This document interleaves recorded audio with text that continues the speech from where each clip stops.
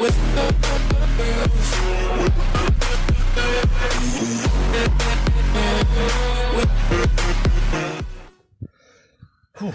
so I've got the tractor in position.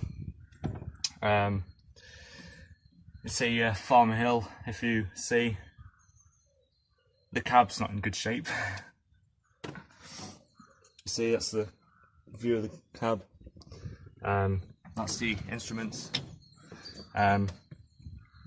Yeah, so Tom's going to get the top link because it's took it off. It's got the bottom things on at the moment, if you could see that. So you need to get the top link and then I'll be able to do that.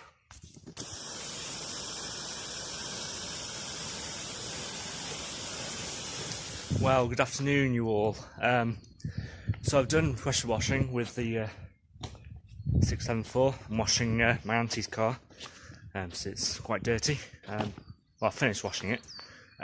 So by request from the last video on my channel, I said give me your comments if you want to see any machinery tours.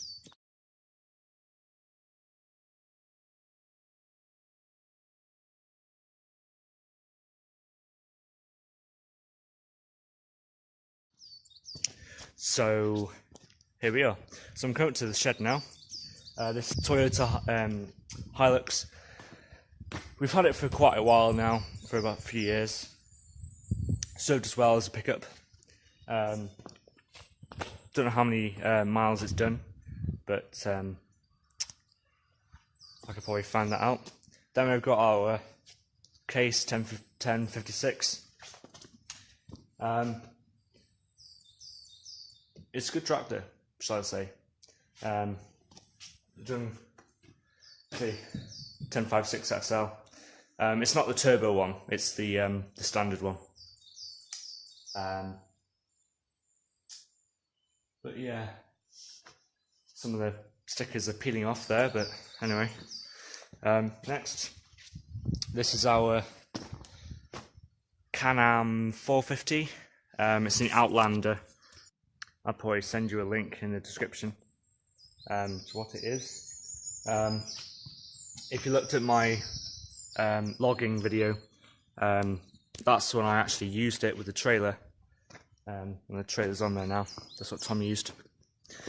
Next is just a hopper. We usually put feed in there for the sheep. And behind, you might be very interested. Well, Farmer Hill might be quite interested. This is the Massey Ferguson 35, and that's my uncle's very old tractor. It's done quite a lot in its time. There's a few issues with it at the moment. He hasn't gone around to do it, to fixing it, but sometime he will. Our next tractor is the 955. Now this is a tractor I haven't driven yet. See, it's quite rusty, so you know it's quite old. I don't know how Case name their tractors by model, but it's probably 1950, 1995, maybe, I'm not sure. You see, it's got the word hedge on the warnings because it's got a hedge cutter next to it. Now, my uncle did this whilst I was back at home. He did quite a few hedge cutting, and yeah. So on the basis of 955, we have a John Deere 955 combine. Basically, I've never seen this work because I'm not usually here when it's harvesting season. That's usually October sometime, I'm not sure. But I've pressure washed it and seen it move, but I haven't seen it actually harvesting yet. So, okay, I'm back. Storage ran out on my phone. I just deleted some footage that I already have on my laptop, so now we can record for a few more minutes. So that's this shed done. The shed opposite, we've only got like bikes and miscellaneous stuff. That won't be there. My uncle's actually borrowing it from Matthew, the farmer that I worked with. Well, I didn't work with. Matthew was on holiday, so I helped him. Well, me and my uncle helped him whilst he was on holiday at the farm. I've got 2 videos on that at the moment. It should be a day at the farm and another day at the farm, if you see this video on my channel. Mini workshop, so we've got the oil tank. That might be the old oil tank or new, I don't know. But this is where the fuel is. We've got some diesel that we usually use for a pump to put diesel into our tractors and machinery. This is a hay bob, or a windrower, as you would normally say it. So in this, if I just open up the sliding door, so go first person in this now. So this is the workshop. I know it's a bit messy, but it's organised. That's quotes that my uncle said. See, this is in action at the moment. So we got a pillar drill, which he uses if he needs to drill in stuff, which makes sense. We got some grinders if you need to smooth some edges on some parts, some gas or melt some metal, depends what he's doing. Some parts of it looks like the flat 8 of a forklift, but I might be wrong, or it could be a part of the cultivator. So we've got more stuff like extension leads if we need to use the electric welder.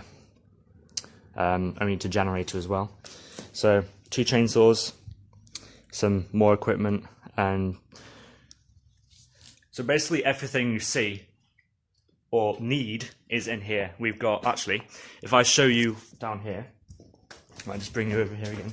We've got every single size spanner and wrench. So yeah, we've pretty much got vice grips. These are quite useful. You hit myself in the face. So vice grips, they're quite useful. You can lock them in. You can adjust what you need to grip on. So it's basically if you want to tighten something and you don't have the right spanner. So, yep. And here is like the roll thing. Is when you actually go under machinery and work on them. It's quite cool. This is the PTO of the pressure washer. So if you've got different PTO size cranks on different tractors, then you could swap that out. This is my uncle's bike. He uses it when the quad bikes are not in use, or in use. He uses that. We also have now we've got the air compressor. So if we need to pump anything up, like quad bike tyres, just basically any tyre we need to pump up. And basically, that's what we have at the farm. And lastly, forklift. This is actually not at the farm now. Well, I am at the farm, but the forklifts are not at the farm because his friend's using it for muck spreading. So he's borrowing it for a few days. So lastly, this is our 674.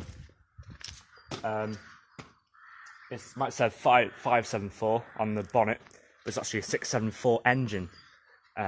It's got a different bonnet and stuff on it. So this is the tractor that I was using with the pressure washer. Got it on the back there. Basically, I'll turn off the tap. Basically,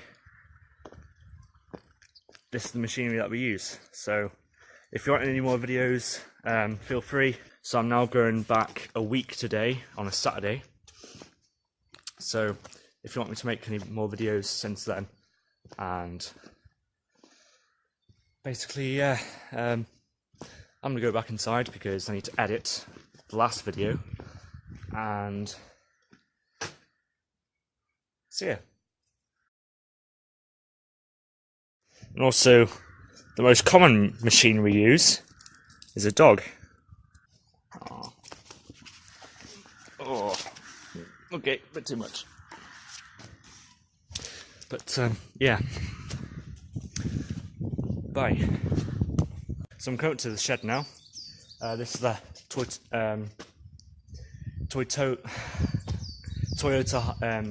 Hilux